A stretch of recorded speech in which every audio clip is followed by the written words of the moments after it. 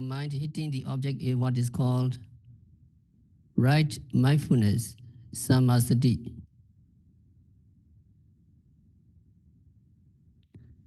When that right mindfulness becomes stronger, you come down and your mind, as it were, goes into this object and stay there. So going to the object and staying there for a certain period of time is what is called right concentration, samadhi.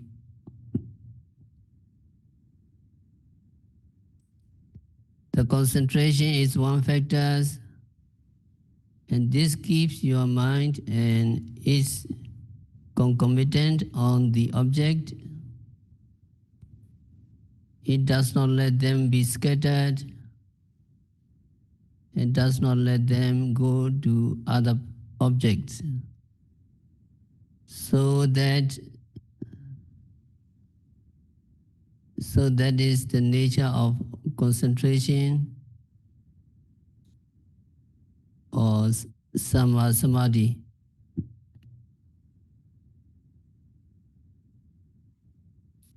When you gain samadhi, when you gain concentration, your mind becomes calm, the mental hindrances are subdued. When mental hindrances are subdued and your mind becomes still, you begin to see the mind and matter clearly, more clearly than before. And you see the true nature of the mind and matter. You see that mind and matter arise depending on some condition. And you see this mind and matter come and go, come and go. So you see their impermanent nature. When you see the impermanent nature, you also see the suffering nature.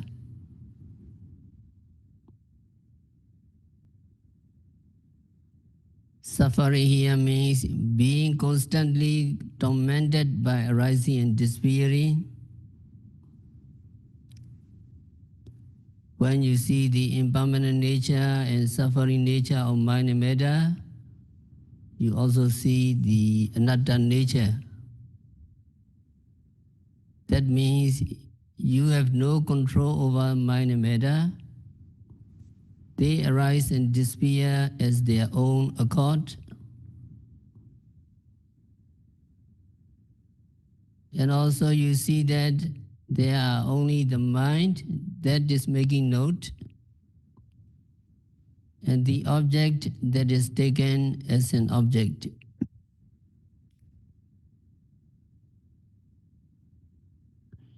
There is no other things which can be called atta or self or living entity. That means you see the anatta nature of mind and matter. So seeing the object, seeing mind and matter clearly and so on are what is called right understanding, samadhi, in the context of vipassana.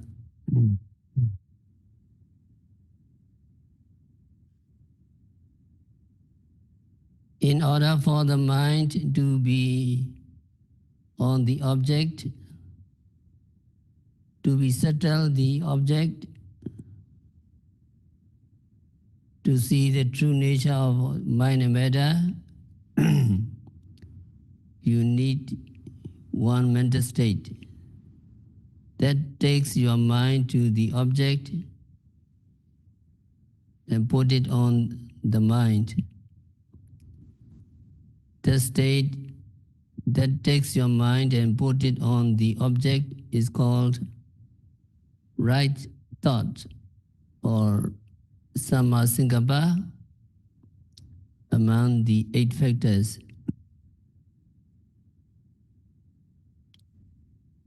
So among the 8 factors, you may have noticed that there is this factor called right thought. A right thought does not mean thinking here. Its function is to put your mind on the object so that understanding or wisdom can see the true nature of mind and matter.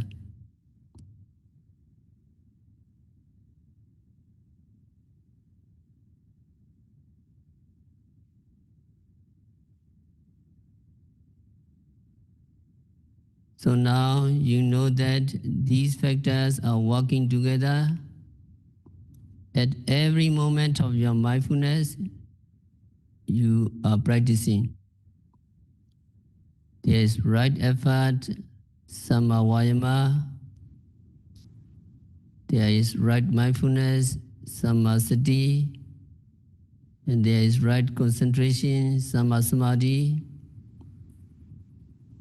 And there is right understanding, samadhi. And then right thought, samasankappa. So these factors are working together harmoniously. At every moment of your good meditation, these 5 factors are called karaka maginga, workout factors, or we may call them active factors. Now there are other 3 that have to do with your moral conduct, that have to do with your sila.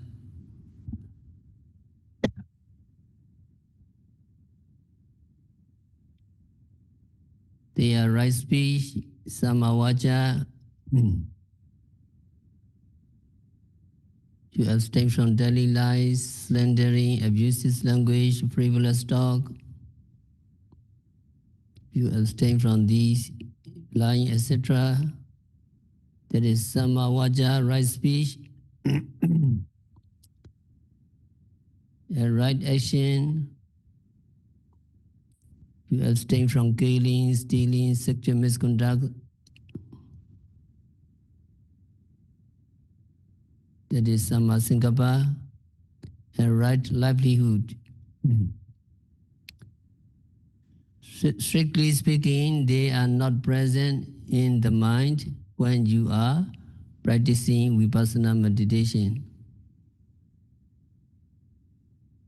But they are accomplished when you take precepts, so they cannot be called active factors. So you do not get all these factors. You get only the 5 factors working together in harmony at every moment of your practice of mindfulness.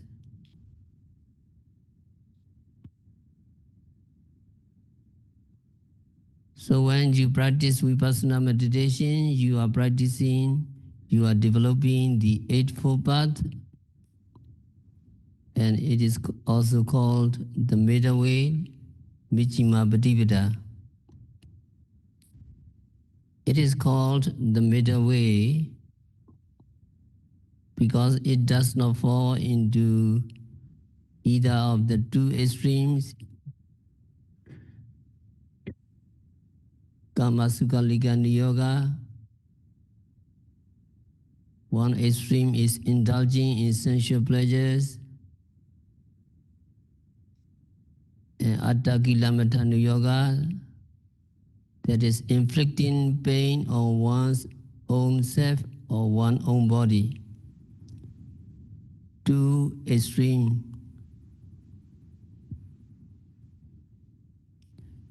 The middle way or middle path, Buddha discovered by himself, and he practiced he got the best result of this practice. That means, as a result of this practice, he became the Buddha.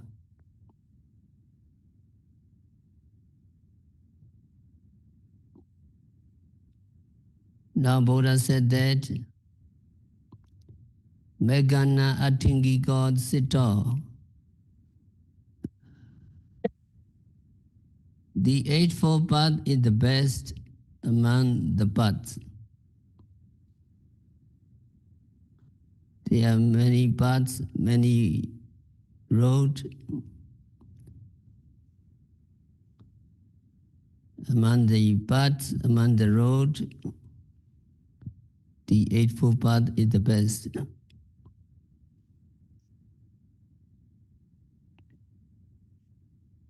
There are paths to be reborn in the Brahma realm. There are paths to be reborn in the celestial realm, etc.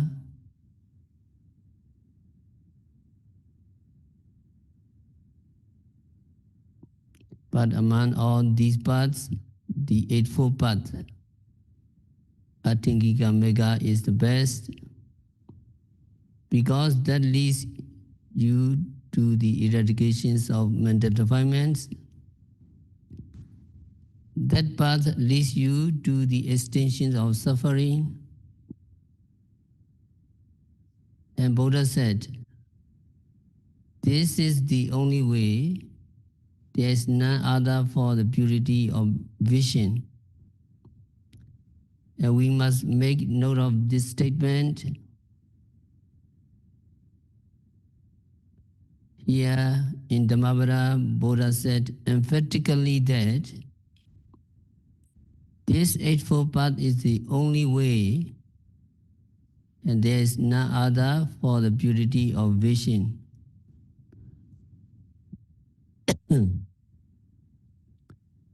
For the purity of vision means for the purity of path and fruition. That means for enlightenment. So Buddha said, this is the only way. There is no other way to gain enlightenment. Esiwa mego natinyo dasanasa visodiya.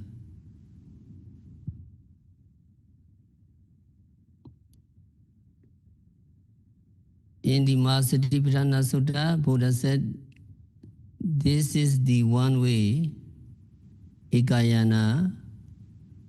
This means the four foundations of mindfulness. So this is the one way for the purifications of beings and so on. The word Ekayana, one way, is interpreted in different ways, or it is called one way because it surely leads to Nirvana. It does not fork into branches and so on. Or it is called one way because it was trodden by the best one, who was the Buddha, Pichika Buddha, and so on.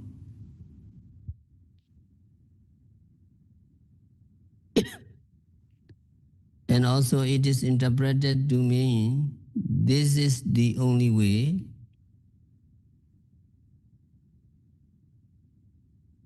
But there are people nowadays who do not like this statement.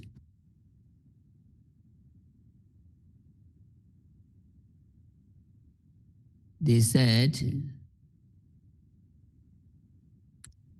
this interpretation taking one way to mean the only way, because they argue that just as there are many roads to reach a city, so there should be many ways to Nibbana. So Satipatthana, or the Eightfold Path, should be just one of many ways. But you see in the Dhammapada, Buddha emphatically said that this is the only way and there is no other. So in order to reach Nirvana, cessation of all suffering, we must practice the Eightfold Path, or we must practice the four foundations of mindfulness. We can practice the Eightfold Path, or we can practice the four foundations of mindfulness in different ways.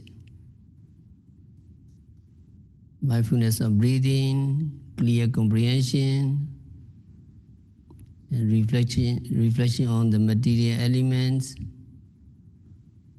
postures of the body, sitting, walking, standing, etc. Contemplations of feeling, contemplation of consciousness, Vedananupassana, Cetanupassana, Dhammanupassana, etc. Many ways.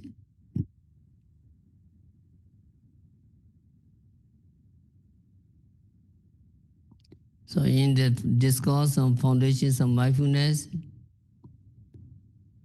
Buddha talked 21 different ways to practice mindfulness. There is not just one way to practice mindfulness.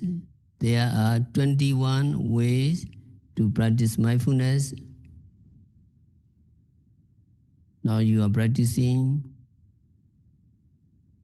Kayanupassana, Kayanupassi Vihārati, Vedanasu Vedanupassi Vihārati, Cete Cetanupassi Vihārati, Dhammesu Dhammanupassi Vihārati. Altogether 21 ways you are practicing mindfulness. But whatever the way, it must be foundations of mindfulness. It must be setting up of firm mindfulness on the object. So although in the Satipatthana Sutta, people may argue that Buddha would not have said such a things and so on, they cannot say anything when they come to Dhammapada. Because Dhammapada, it is very clear that Buddha said, this is the only way and there is no other way for the purifications of vision or for the purifications of beings. And in practice also, we understand that so long as there is mindfulness in our mind, so long as mindfulness is standing guard at the doors of eyes, ears, nose, tongue, body, and mind, no undesirable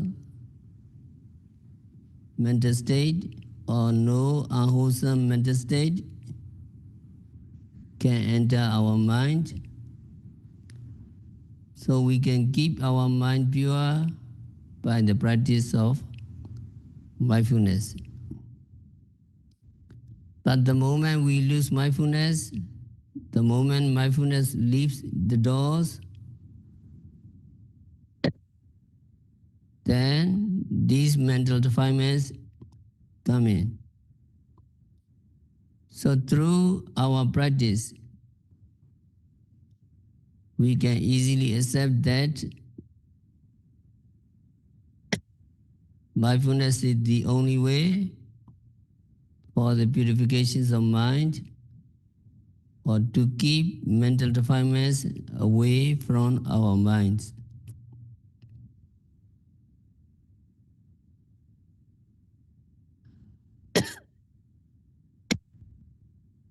And Buddha said, Esewa mego natinyo dasanasa visuddhiya etini tume pati vijata. Do you follow this path? So Buddha exhorted his disciple to follow this middle path or to follow this Eightfold path.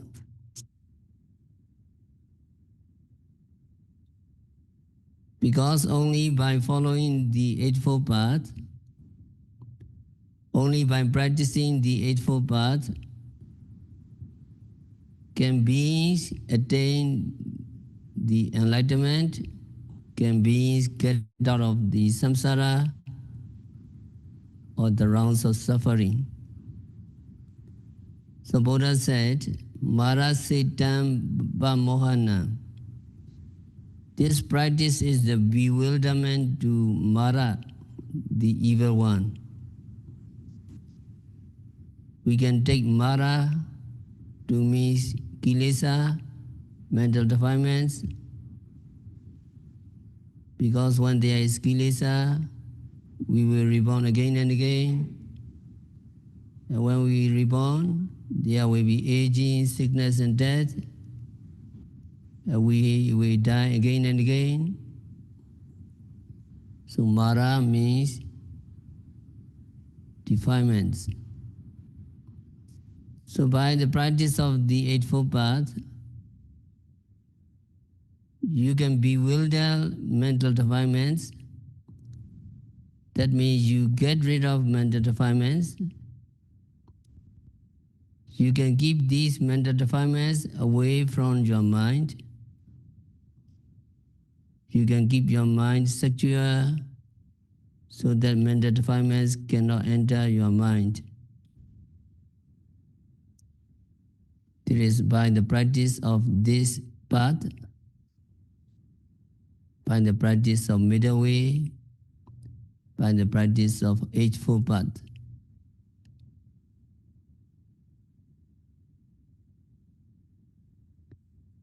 Now the middle way of the Eightfold Path and the practice of mindfulness are the same. Although we give two names to this practice, it is just one practice, given different names.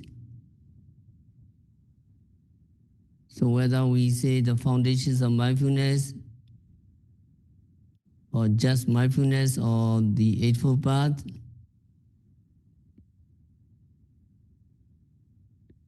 we mean the same thing. So the Eightfold, Noble Eightfold Path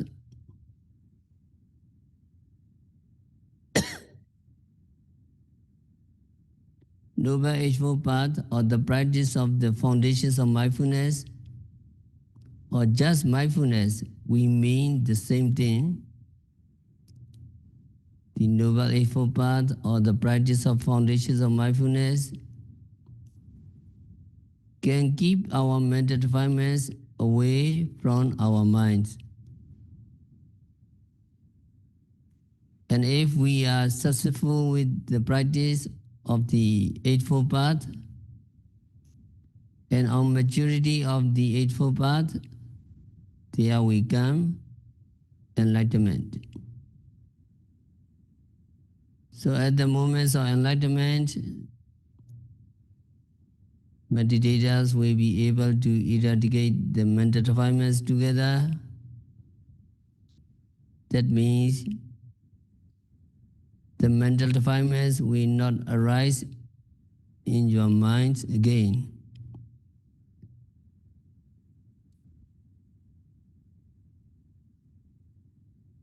It is the practice we should follow, we should do, if we also want to keep our mental defilements away from our minds.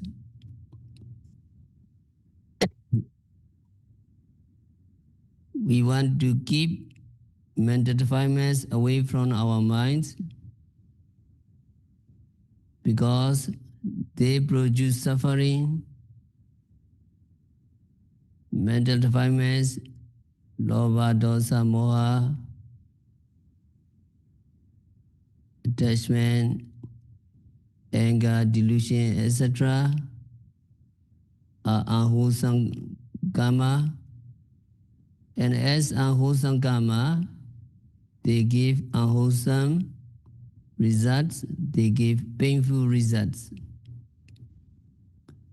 If we do not want to get painful results in the future, we should avoid unwholesome mental state here and now. And to avoid unwholesome mental state from arising in our minds, and to prevent them from arising in our minds, we need to practice the Eightfold Path, or the foundations of mindfulness.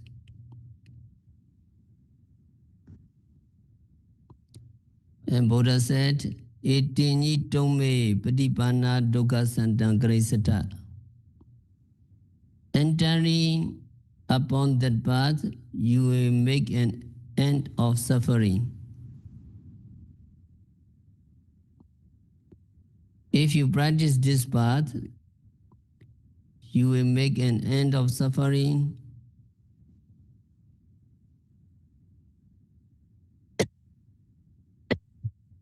If you practice this path, you will get out of the rounds of suffering. You will realize Nibbana. And Buddha said, Ekato Womayamego Inyaya Sanlakantanan. Having known by myself, I have taught you this path. So Buddha said, I discovered this path by myself, and then I have taught this path to you. That means Buddha's knowledge of this path is not second-hand. It is his own knowledge. Buddha discovered this method all by himself without the help of a teacher. Now you know, Bodhisattva spent how many years in the forest practicing Doggaracharya, austerity, with the intention of reaching Buddhahood. He spent 6 years. But for almost 6 years, he was following a wrong path. He did not get any nearer to his goal during those 6 years. When he got no nearer to his goal, although he had been practicing this austerity nearly 6 years, he began to examine his practice, and he found out that that practice he had been doing for almost 6 years was a wrong practice. Then he searched for a right practice, and fortunately he remembered an incident in his life when he was just an infant.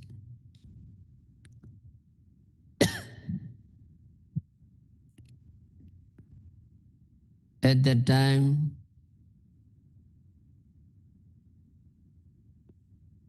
maybe Bodhisattva was not even 1 year old. There was a plowing ceremony attended by his father, King Suddhodana himself, in order to promote cultivation. His father, the King Suddhodana, and his minister took the plough and ceremoniously plowed for some time. That was a very grand performance. So when King Suddhodana, Bodhisattva father, went to participate in the plowing ceremony, he left his infant son in the care of the nurses.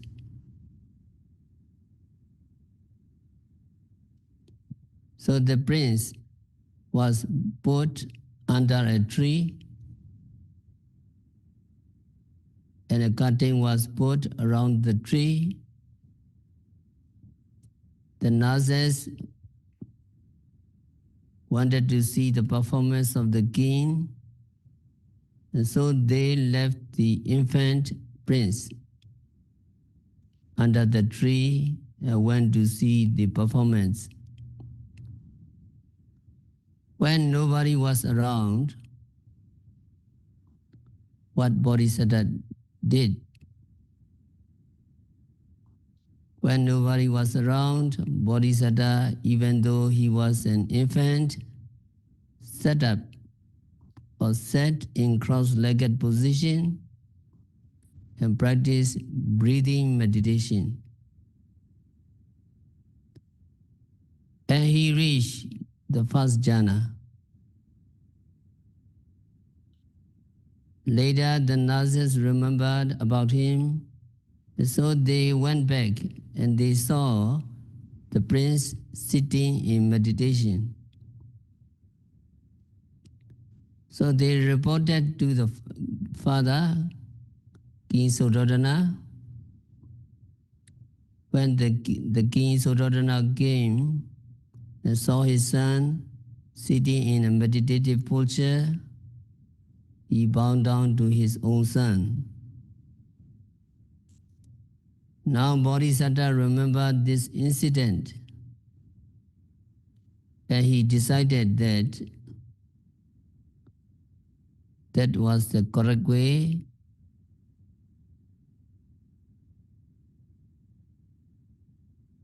So he practiced that correct path,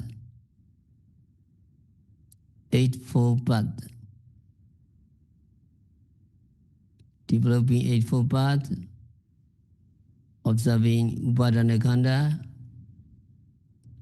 observing the arising and disappearing of the 5 aggregates subject to clinging. He observed the arising and disappearing of Upadana Khanda, 5 aggregates subject to clinging. As a result of that practice, he became the fully enlightened Buddha. Now it took only one night for the Bodhisattva to become the Buddha. Before he discovered this correct path,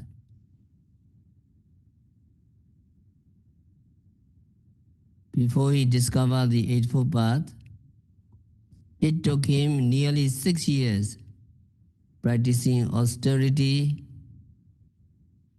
because he was on the wrong path. Once he discovered the right path, it just took him one night to become the Buddha. So Buddha said, having known by myself this path, I have taught it to you. Now I have taught this Eightfold Path to you, and this path is described as the one that removed the thorns of mental defilements. This path is able to remove mental defilements from your mind. So Buddha said, Tongmehi Kecha Madhava Ekataro Tathagata. But you yourself must make the effort. The Tathagata or the Buddhas are only teachers. It is very important in Buddhism We do not get anything free. We have to make effort ourselves. We have to work out ourselves to gain enlightenment. So we ourselves must make the effort. That means you cannot practice for me. You cannot practice for your parents. You cannot give enlightenment to them as a gift. It is impossible. We ourselves must practice. That is why Buddhists always rely on their self to gain enlightenment. We cannot rely on any other person. We cannot rely on even the Buddha himself. What we rely on the Buddha is for the instruction, for the teaching. But after understanding the teaching of the Buddha, we must practice ourselves. If we do not practice ourselves, we cannot hope to gain any Dhamma results. It is very clear in Buddhism that we must make effort ourselves. We cannot rely on any other person for our enlightenment. By this, Buddha recognized the potential in human beings, potential in beings. That is, beings have the potential to work out for their own enlightenment. They cannot rely on any other person for their enlightenment. They are capable of achieving enlightenment if they follow the teaching of the Buddha and do the practice themselves.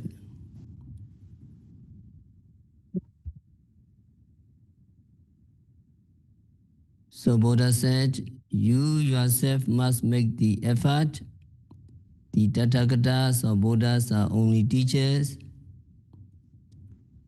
They can only teach us, but they cannot practice for us.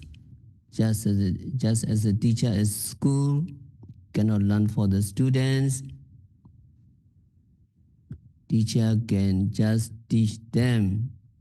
The student must learn themselves. And Buddha said, Patipadā pamaukanti jayino marabandhana. Those who practice this Eightfold Path, experiencing the two kinds of jhana, will be delivered from the bonds of Mara.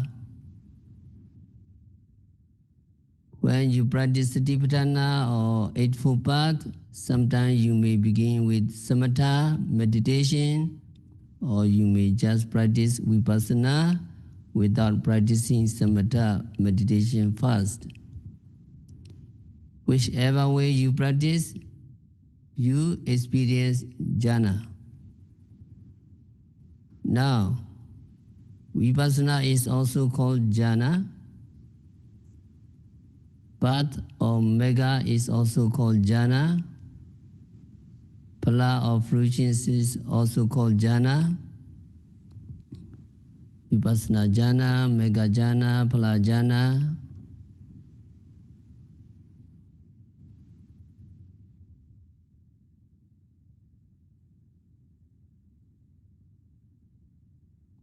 So in that sense, vipassana is also jhana. Path is also jhana, fruition is also jhana.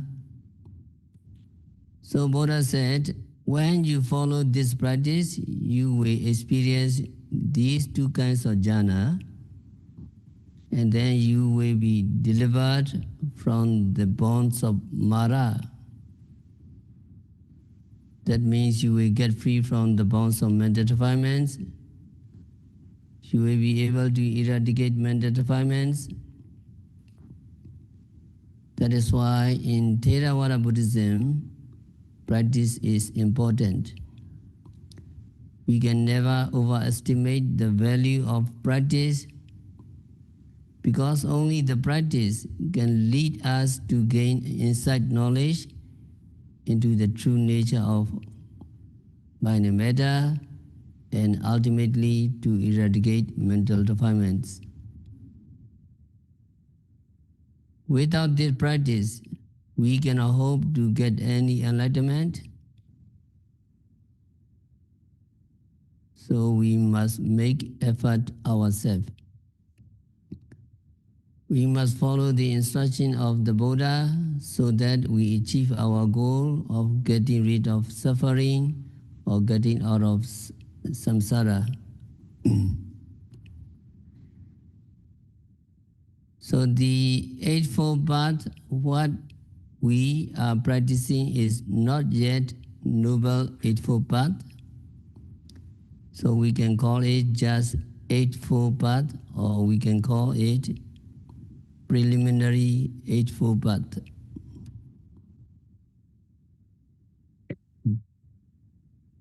At the moments of enlightenment, these 8 factors arise again.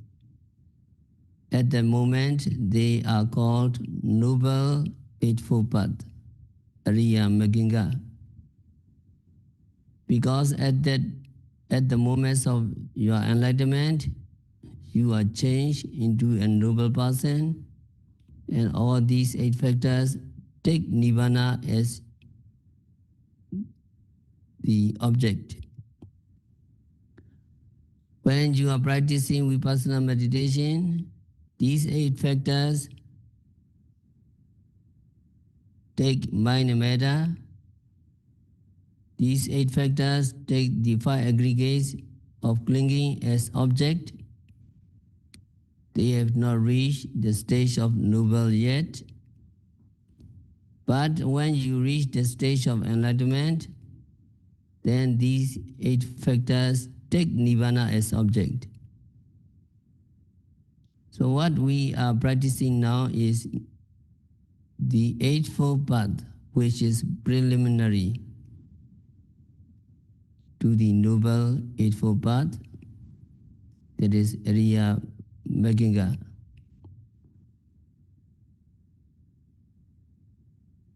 So it is from the Dhammavada.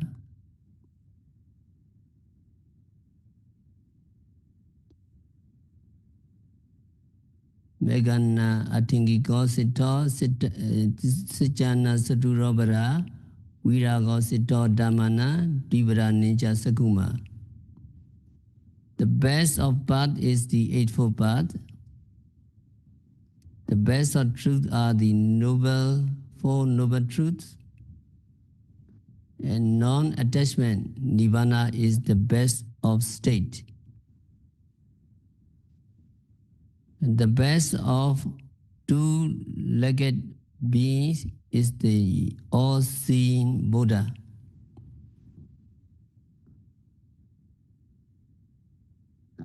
Asiwa Megonatinyo. This is the only way. There is none other for the purity of vision. Do you follow this path? This is the bewilderment of Mara. Etini tome Patipadā dukkha santankrisata ekato wo meya mego inyaya sanlakantana. Following this way, you shall make an end of suffering. This verily is the way declared by me when I had learned to remove the arrow of suffering.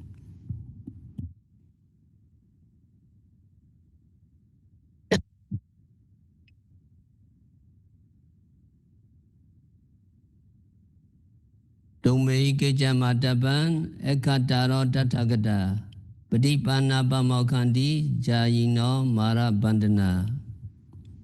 You yourself should make the effort. The Tathagatas are only teachers. Those who enter this path and who are meditative are delivered from the bonds of Mara. It is from Dhammavada Megawega, the way or the Eightfold Path is the best. So now you are practicing Vipassana meditation, you are developing Eightfold Path. Eightfold Path, every moment you are developing this Eightfold Path. First, this is preliminary path, but when you gain Mega Phala, when you gain Mega, it will be changed into Ariya Mega. So Eightfold Path, can you follow me? Eightfold Path. Samma Ditti, Samma Sankappa, Samma Vaca, Samma Kammanta, Samma Ajiva, Samma Vayama, Samma Sati, Samma Samadhi. Right understanding, right thinking, right speech, right action, right livelihood, right effort, right mindfulness, right concentration. So every moment you are doing well and your sila is good, and also concentration group are functioning very well, and then wisdom pathway arise. So with the practice of Noble Eightfold Path, may all meditators attain Nirvana, may all yogis be able to get rid of mental defilements and achieve the cessation of all suffering. May all yogis realize the real peace in the very near future.